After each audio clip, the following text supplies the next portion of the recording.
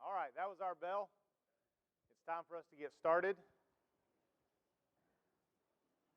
If anybody else comes in those doors, make sure they have a hall pass. Whoever the door monitor is back there. Appreciate you being here this morning. Beautiful morning outside. Just real quick, want to say a couple things. One, so many of you have asked about my dad. I appreciate that. So many of you have told me that you have been keeping him in your prayers, and I appreciate that. Continue to do that. Surgery went well. I drove up Thursday morning and was there for the surgery. Wasn't until later in the day on Thursday, and then stayed over Thursday night and saw him on Friday, and then came back Friday afternoon. But he's still there in the hospital. Maybe tomorrow, when the doctor kind of makes his rounds and can assess and all that, hopefully be able to be released from the hospital. But anyhow, just continue to remember him in your prayers. We certainly do appreciate all of those prayers. And then also for our men's retreat that we had this weekend, if you weren't able to attend that, it was all live stream, so it's on our YouTube channel. So you can go back and watch that. I would encourage you to do that. Joe did a great job. He really did a great job. And by the way, if you're not a man, everything he said, everything he talked about in there is applicable to everybody. So no matter who you are, I know some of you may have already gotten on there and watched some of that. But if you do get a chance, take some time to watch that, and I would watch it in succession. Lessons 1 through 5. He dives into 1 Peter. And each lesson covers a chapter, and he discusses those things. But a lot of what he had to say, and I appreciate Joe. I know he put a lot of work, a lot of time, a lot of effort, a lot of research into everything he did. His presentation was wonderful, and just the way that he described a lot of those things really hits home, and it makes you really think about what is required of us when we become children of God. And so he did a great job, and I appreciate him. The only thing, and if you were here, you know this. I mean, he threw Tennessee out there quite a bit this weekend, and I guess you got to do that beforehand, right? Because we know he's probably not talking too much about Tennessee this morning. Just saying. All right. This morning we've got this week, next week to finish up this series that's been going on these 3 months. Looking at Jesus and interaction with different people that he came in contact with. And so we'll have our lesson this week, next week, and then starting the next month, we'll shift gears a little bit. Stay with Jesus, but we're going to shift gears a little bit. We're going to back up and look at his ministry and to kind of go back to the time of his birth and begin looking at it from that particular point. And that'll start with the first Sunday in October. No, sorry, the second Sunday in October. First day in October is PTP Spark. So there'll be someone else that will be up here that morning. Looking forward to that as well. And I know that'll be a great event, and hope you'll be here for that also. So the second Sunday in October, we will look at or begin that material. This morning, we're going to look at an anointing that takes place. And there's actually there's different accounts of this particular anointing. In fact, each gospel account records this. However, don't believe that all the gospel accounts are the same. In fact, we won't really notice Luke's account today. Luke's account seems to be the one that is, at least for sure, a different account. And then Matthew and Mark have an account of this, but then their account, although their accounts are the same, seems to differ a little bit from John's account. So we do have some variations there. Now, it is that when we look at that, when we study that, we can see those differences, and some who are maybe skeptics might look at that and say, aha, see there's differences in what they talk about. Same event, but there's different things, and that proves that the Bible's not really from God, that man must have done that because there's mistakes and there's errors. I think right now, on Wednesday nights, Chris Lydon is teaching the high school class, and he is actually talking about alleged contradictions in the Bible.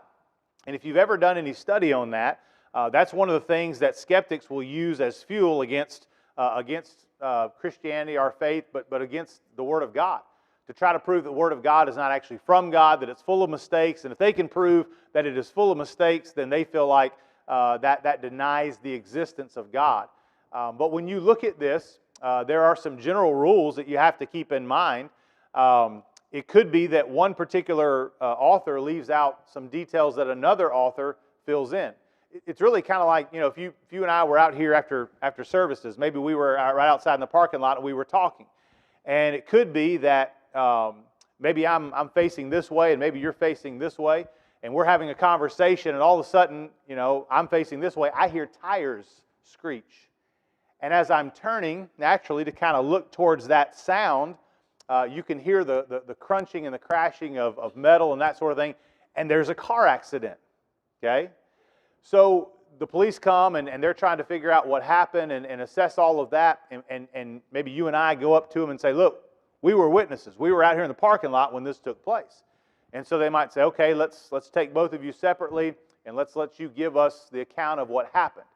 I may give you some details or give the officer some details that you may leave out, or you may give the officer some details that I leave out. And there could be reasons for that. One is our vantage point, right? Because when the tires first screeched, my back was to what was going on happening, whereas you may have been facing those cars and saw everything from start to finish. I may say, yeah, I was standing there, and all of a sudden you just hear tires screech, and there's a crash, and that car rear-ended that car right there. Whereas the person who's facing that may have said, yeah, that car was coming down the road, and a dog ran out in front of that car, and so that car slammed on its brakes. The car behind him didn't have time to stop and just rear-ended him there, and that's what caused the accident. So just because I leave out the fact that a dog ran across the street doesn't mean that it didn't happen. It doesn't mean that we're looking at two different accidents. Okay? It just simply means that maybe there were some details that I left out or I didn't mention. Maybe I didn't think they were as important, for example. And so I think that's what we appreciate about the gospel writers, And we think about, we're talking about 4 different individuals who are writing about the life and the ministry of Jesus. And then we might appreciate also, for example, you think about Luke's account, right? What was Luke by trade? He was a physician, wasn't he? He was a doctor, okay?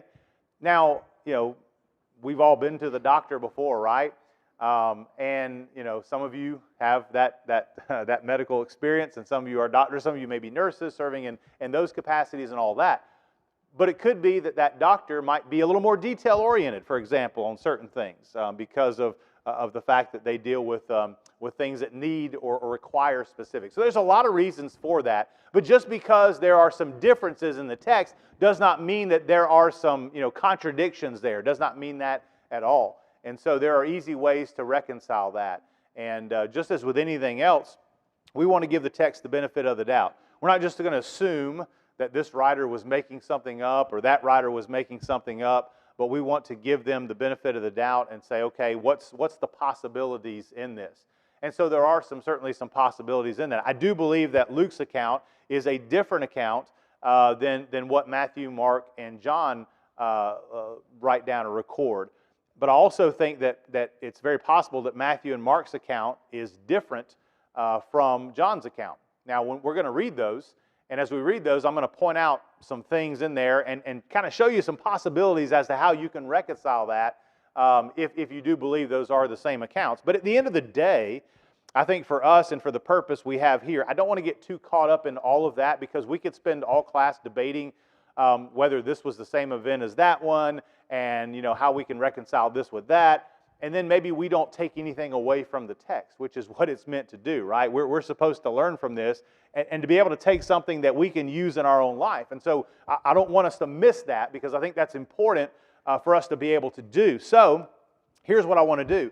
Let's read Matthew and Mark's account of this. There are some things in that account, those two accounts, which I do believe are the same, that I want to kind of point out, and then we'll go over to John's. We'll see some differences there. We'll talk about those, but then we want to also make sure that we gain some wisdom and some application from these texts, some things that we can take with us as we consider this. So, Matthew's account, Matthew chapter 26. We're going to start there this morning, Matthew chapter 26, and his account will begin in verse 6. Now, I will say this, Matthew, Mark, and John's accounts all appear to take place during about the last week of Jesus' life. So we're right down to Jesus is within essentially a week of dying upon the cross, right?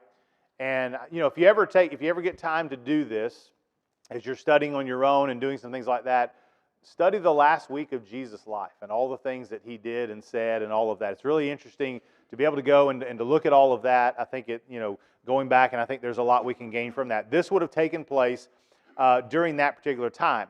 Matthew's account of this, Matthew 26, beginning in verse 6, and the Bible reads like this: Now when Jesus was in Bethany, by the way, Bethany was a town that was just a couple miles outside of Jerusalem, a smaller town, kind of like Bethlehem, but it was just outside of Jerusalem, not very far, a town being about 2 miles away. Remember, for the most part, they walked, and so you're talking about maybe about an hour or so, depending on the speed of their walk and that sort of thing, as to how long it might have taken them to get from Bethany to Jerusalem. But in that vicinity, because obviously we know Jesus was in Jerusalem there along that last week of his life. So they were there in Bethany, but this account says they were at the home of Simon the leper. Now I think Luke's account, which we say is different, has it as Simon the Pharisee.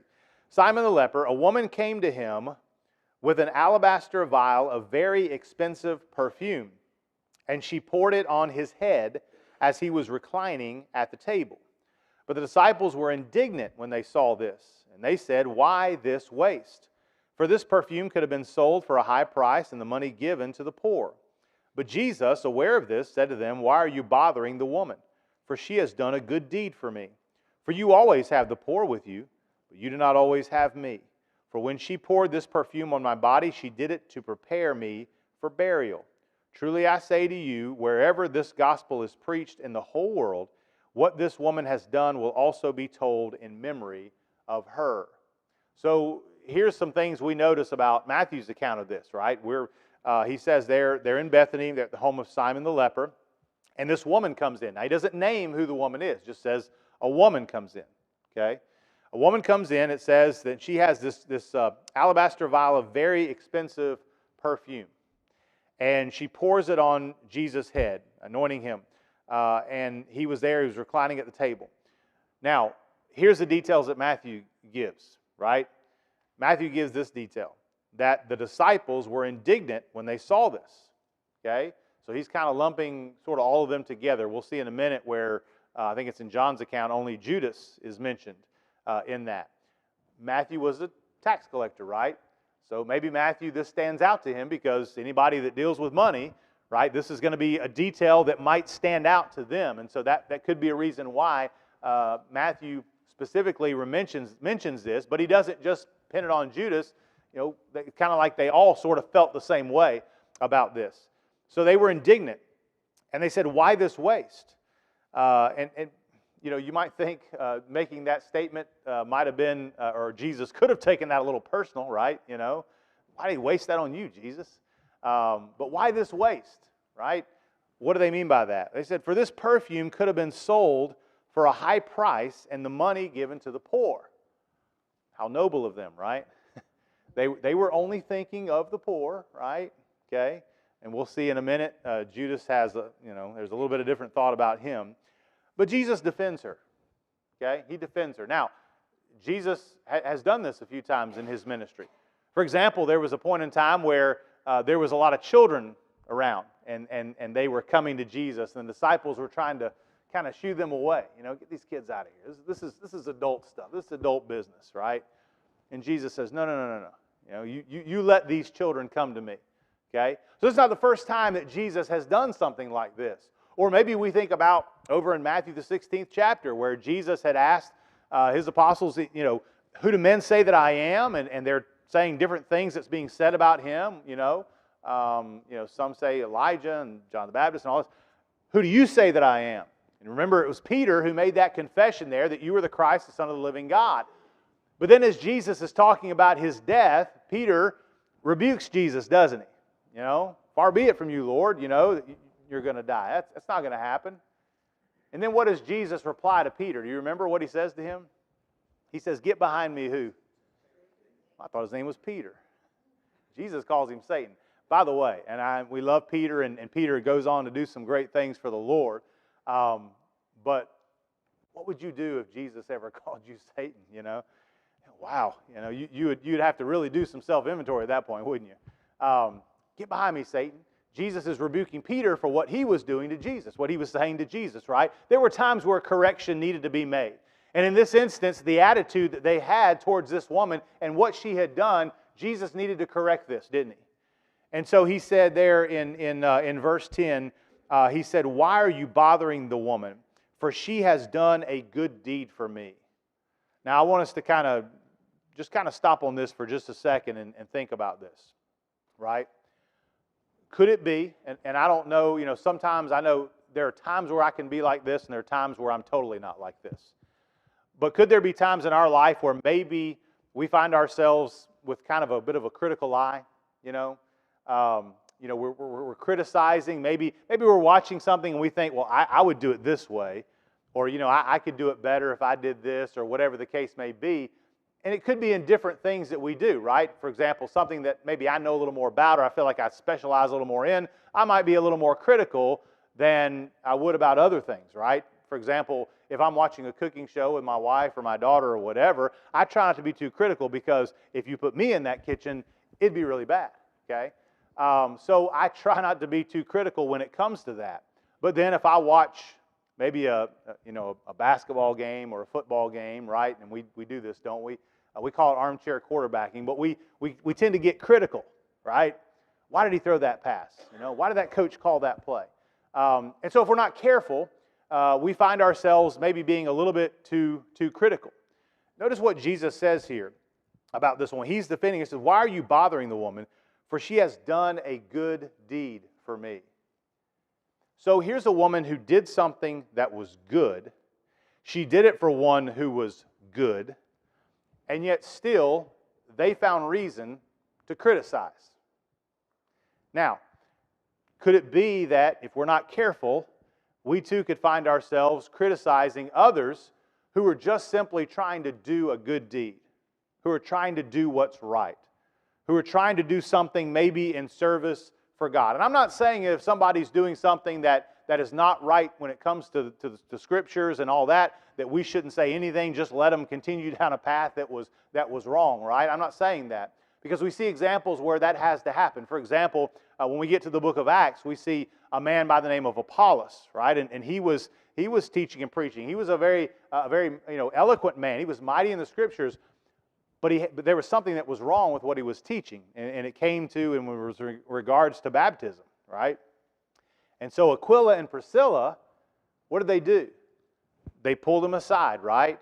And they explained the way or the Word of God to him more accurately. They helped him understand maybe what he didn't, okay?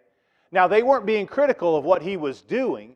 They were just saying, hey, look, what you're doing is good and you're very good at this, but let's make sure you're teaching what's right. So I think there's a difference there in that. So I'm not saying that we shouldn't, if someone is doing something that is wrong. But in this case, in this instance, here was somebody who, she took something that belonged to her, right? Now we could, obviously she had that because God blessed her with that, but she took something that was in her possession, and she decided, because it was her right to be able to do that, what she was going to use that for, and she was using it for something that she, in her mind, as she surmised who the Lord was and the importance of Him, she was doing a good thing for Him.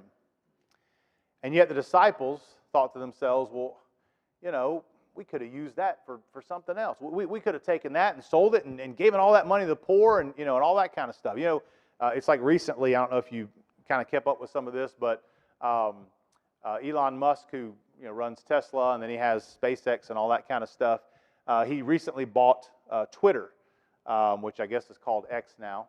I use Twitter to get on there and I follow like some of the local news stations and all that kind of stuff, and even some Brotherhood preachers and things, because they'll post their articles and things like that. And I like going through and just kind of reading. It's kind of a source of news and other things for me, information, I guess, so to speak.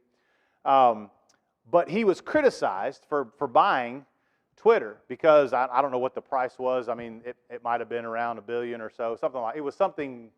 It was more money than I have right now in my bank. I know that.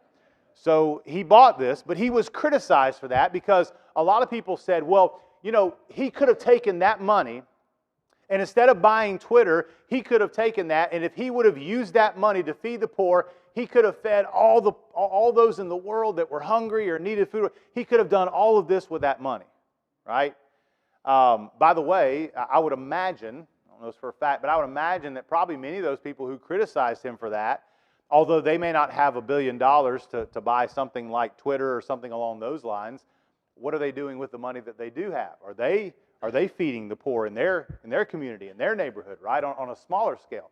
Some of them may be, but there may be some of them that aren't even doing that themselves. Well, that's something that the rich people ought to do, not me. I'm poor, I'm middle class, or whatever.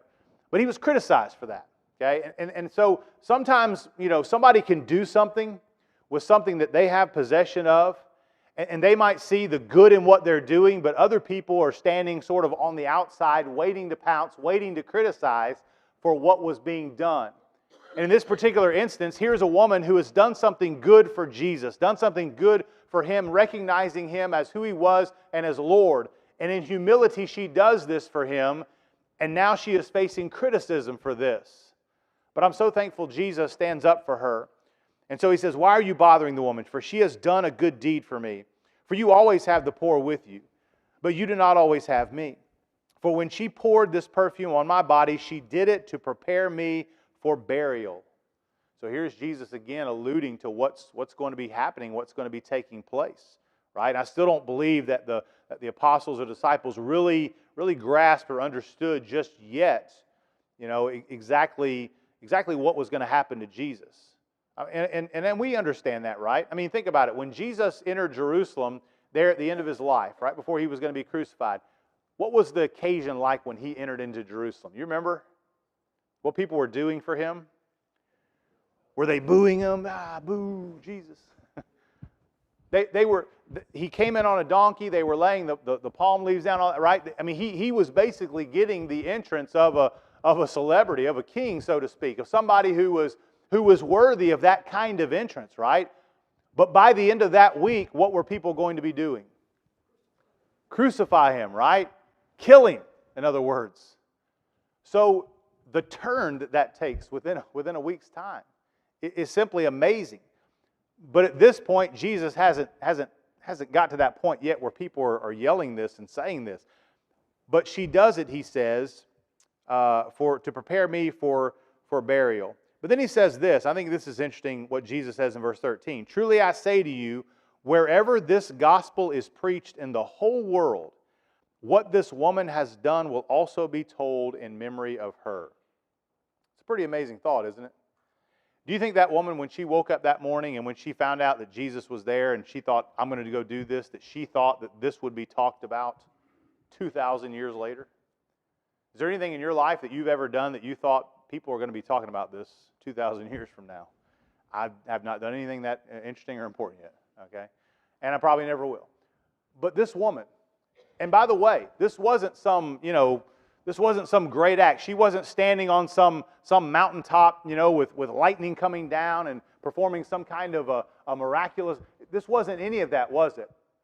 Jesus is in this house, and He's reclining at the table, and He's dining with those who are there, and she comes into that house, and she doesn't make a spectacle of this, but she knows what she wants to do, and she comes in, and she does that.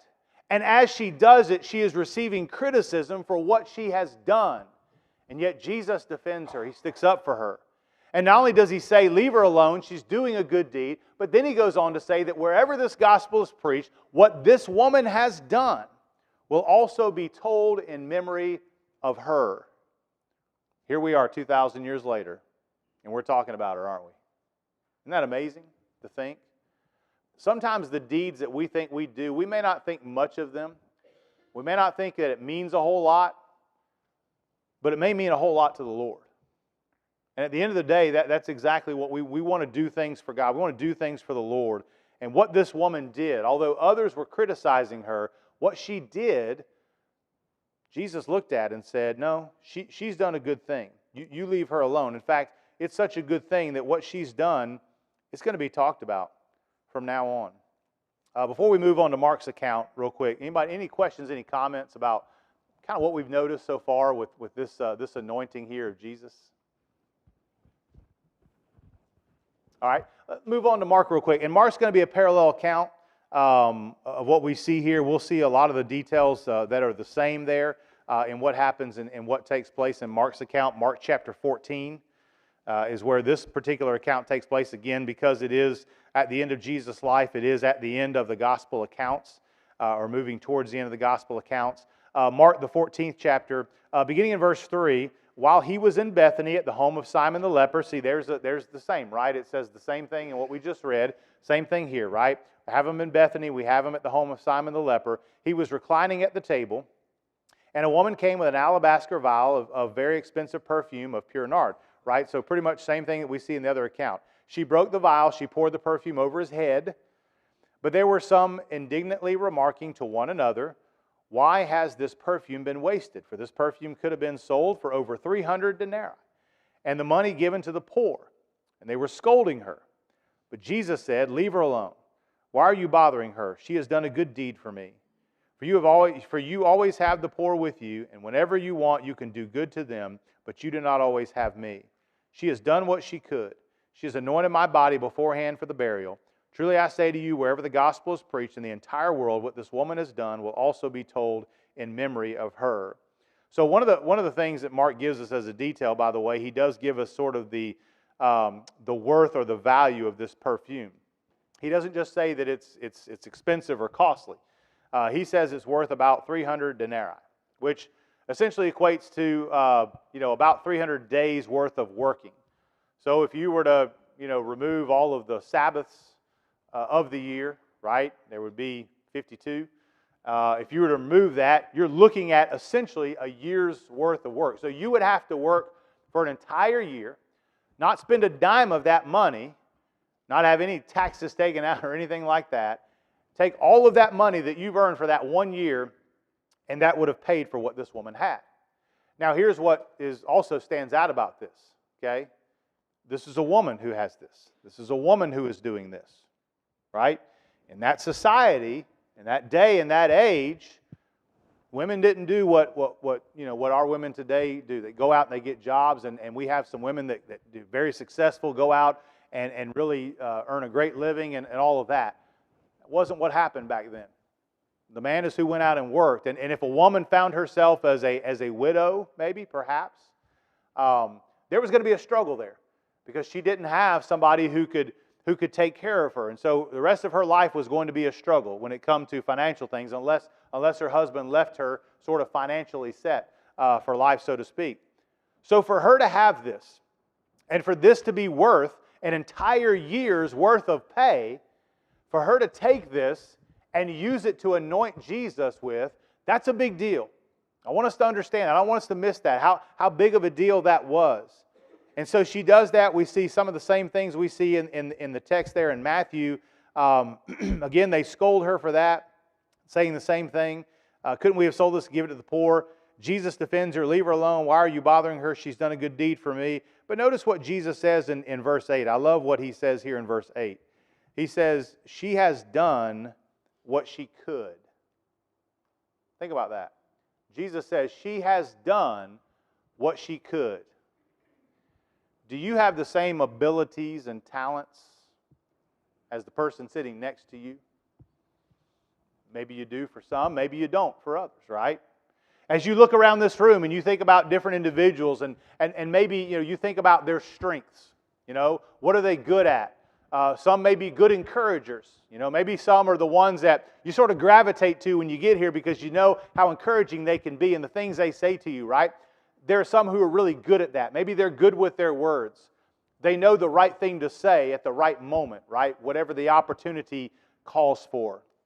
Maybe there are others who maybe do other things. Maybe they're very generous and maybe they help others. Maybe they do things for others who are in need. Maybe that's their strength, right? I mean, there's all kinds of different things that you and I can do. There's all kinds of different things that we bring to the table.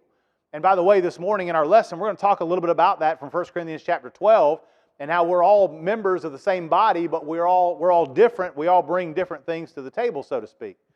So we think about that and we think about all the things that we do.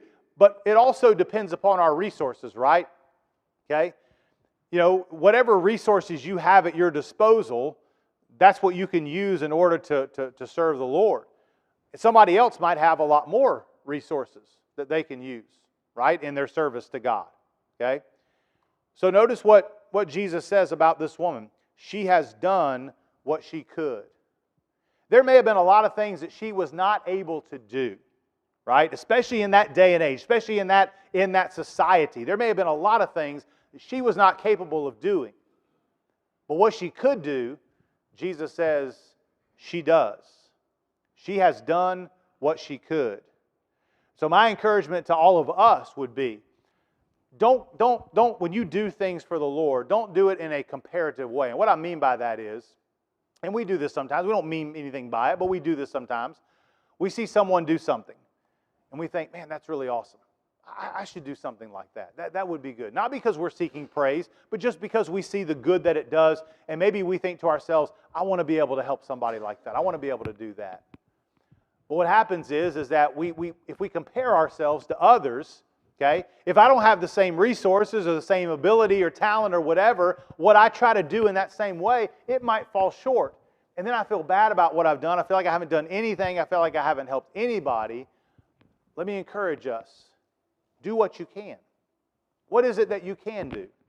There are things that you can do. There are things that maybe you can do that other people can't do. And there may be things that they can do that necessarily you can't do. But what you can do, each and every one of us, that's what we should be doing.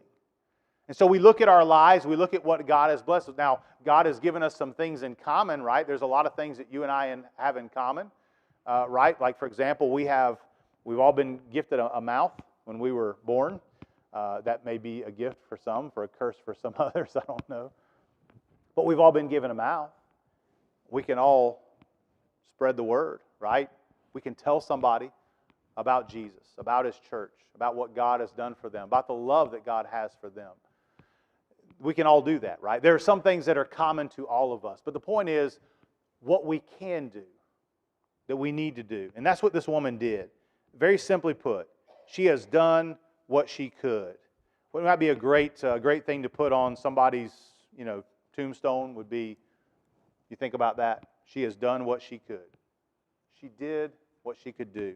And I think the same thing needs to be said about all of us. But that's also something, and Joe talked about that this weekend, about the idea of just kind of sitting on the sidelines. We need to make sure that we're not just sitting on the sidelines. When we surrender our life to God and we give ourselves to Him, we didn't do that just so we can come over and sit on the sidelines and watch the game from the stands or from the bleachers, right? We need to get into the game. We need to get into the action. You may not be able to do what the other person can do, but what you can do, that's what you need to do. Okay? So we see those things there. But then we get over to John. I want us we're going to finish up in John's account this morning. John, the 12th chapter. We don't have much time left. But John, the 12th chapter. And I want you to notice some differences here. Some similarities, but some differences. Therefore, this is John chapter 12, verse 1. Therefore, 6 days before the Passover, Jesus came to Bethany, right? Same city that He was in the other text. But it says, He came to Bethany where Lazarus was, whom Jesus had raised from the dead. Now, it could be that John's just giving that as a point of reference. In other words, some people surmise that, and we're going to see another reason why here in a minute, that at this particular occasion, that Jesus was actually at the home of Mary, Martha, and Lazarus. It doesn't specifically say that in verse 1. It just says Jesus came to Bethany where Lazarus was, right? He's talking about the city, okay? And that's true, whom Jesus had raised from the dead. So they made Him a dinner there, okay? We're still not in a specific house, so to speak. They made Him a dinner there, and Martha was serving. Somebody said, okay, see, Martha was serving, so it must have been at their house. That could be the case. But is it possible that Martha could have been serving at Simon's house for that dinner?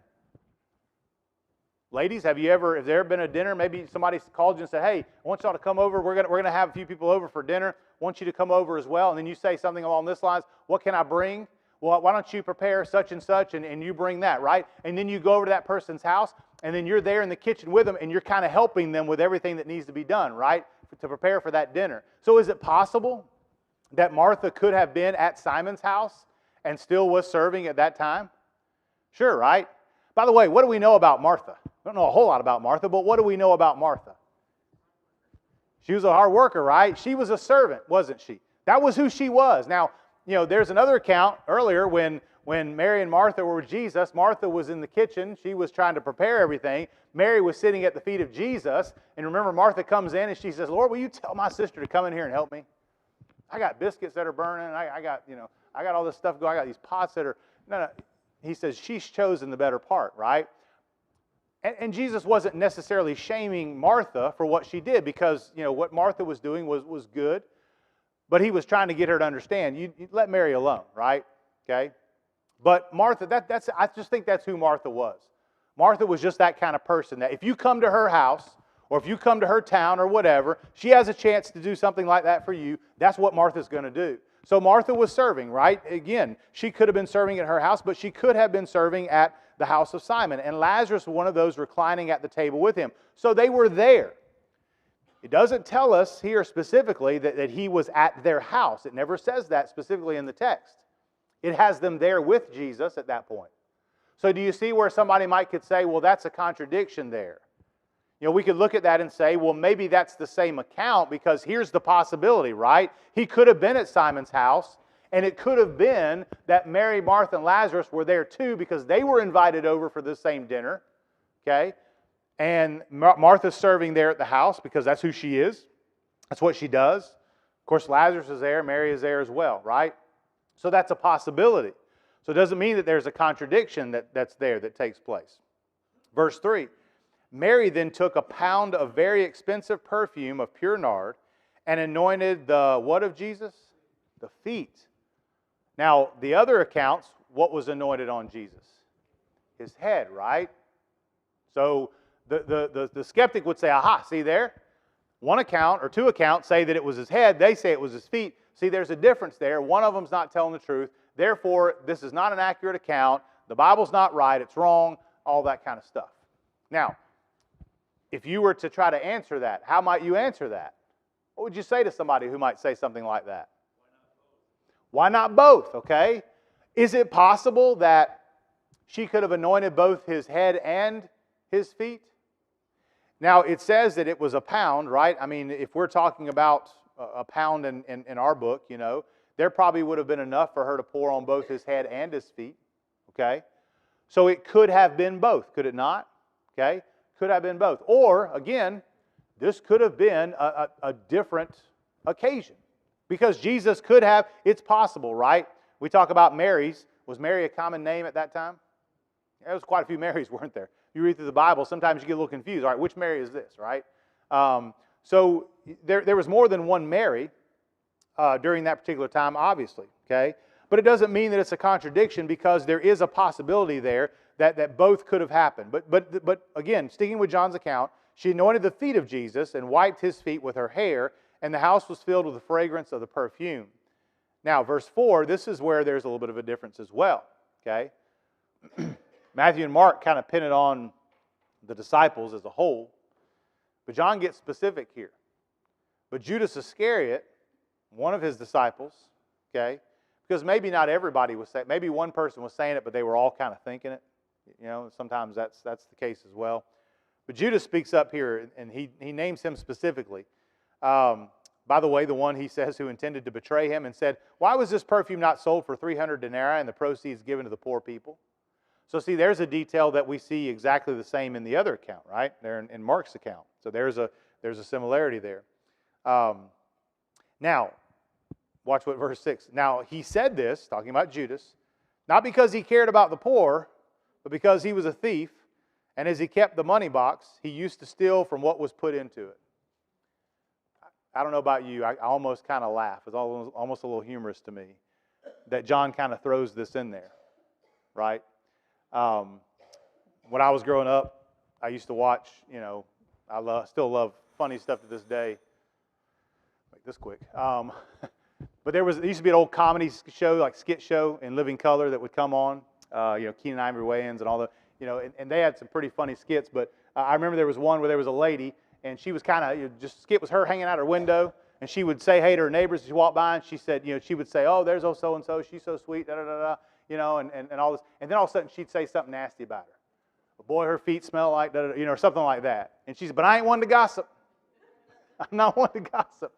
And then she would go on saying, oh, there's so-and-so, oh, she's great, she da-da-da-da. But you know what? And she'd say something about, but I ain't one to gossip, right? Kind of reminds me of what happens here in John chapter 12 when John is writing about him, okay? He said this not because he cared about the poor, but because he was a thief, right? But we know that about Judas now. Therefore, Jesus said, verse 7, leave her alone so that she may keep it for the day of my burial. But for you always have the poor with you, but you do not always have me. And so Jesus here again, we see the similarity in that he is defending her on behalf of what she has done. In fact, he talks about keeping it for the day of his burial. Not keeping it in the sense that she didn't use it, because we see here that she used it, but perhaps what she has done, keeping it to be a credit to her, so to speak, in the day of judgment upon what she has done. Yes, sir, go ahead. I was going to say one way you can answer the critics and stuff like that is you have to look at, one, you have to consider that you're not going to find everything that you need to know in one passage in the Bible. So if this is referring to the same account, and there's a big possibility that it is, then you have to take all of the accounts and put them together. And once you do that, then you have a full account of what had happened. Right, correct. And there are times where, the writer may only give us the details that he thinks that we need, that maybe there may have been a lot of other details. In fact, John's the one that says that there are many other things that Jesus did which are not written in this book, okay? You can't record everything that Jesus has done. It's just not possible to be able to do all of that, right? So, again, we think about that and what that means. But again, we can look at that, and I do want to point that out. But again, I don't want us to miss, what happens here. Because here is a woman who comes to Jesus, and what she does for him, to him in humility. And as she is criticized for what she has done, not because others may have necessarily had pure motives. It may have sounded like they had pure motives, but as John points out here, well, that was Judas that said that. And we all know about Judas, don't we? He didn't care about the poor. He just liked money. And we know that about him because he ended up betraying Jesus for 30 pieces of silver. Okay? So we know that about him. But the point is that this woman does something. She does something good for Jesus. She does what she could with what she had. And Jesus is okay with that. And he says, you leave her alone. In fact, he goes on to say that what she has done will be a testimony to her, will be a testament to her. It'll be talked about for years to come, what this woman has done for me. So, I say that when we think about as we serve God in our lives. There are going to be some things we do in service to God that are going to be kind of here together collectively as a group. But then there are also going to be some things that you do in service to God that nobody will ever see or know about. I'll never know about it. The elders will never know about it. The deacons will never know about it. Other people will never even know about it. But God will see everything that you do. And He sees that. He sees the good that you do. And no matter how small or minute somebody else might think it is, or maybe even you might think, well, this isn't much, but are we doing what we can? Because God has blessed us all. He's given us all resources. He's given us talents, abilities, gifts, whatever the case may be. And the point is, just like this woman, are we doing what we can with what we have in service to God? And if we do that, no matter who may come and accuse us or say this about us or say that about us, we serve a Lord here who will stand up for us. You leave them alone. They're doing what they can. They're doing a good deed. They're doing a good work. And so I think this is one of those examples that encourages us to do good, but also to make sure that we be careful that we're not being too critical of others who are trying to do good, who are trying to do what's right. I'm not saying letting someone do something that is unscriptural or that is in violation to God's Word, but we need to be careful just because I wouldn't have done it that way, or I would have used this for that over there and not for this over here, but that we're being careful in the fact that if that person is doing a good deed and a good work, we're allowing them to do that. And instead of criticizing, maybe we go and say, well, what can I do in service to God? Or what can I do to help or encourage that person in what it is that they are doing? Thank you so much for your attention this morning. That's it.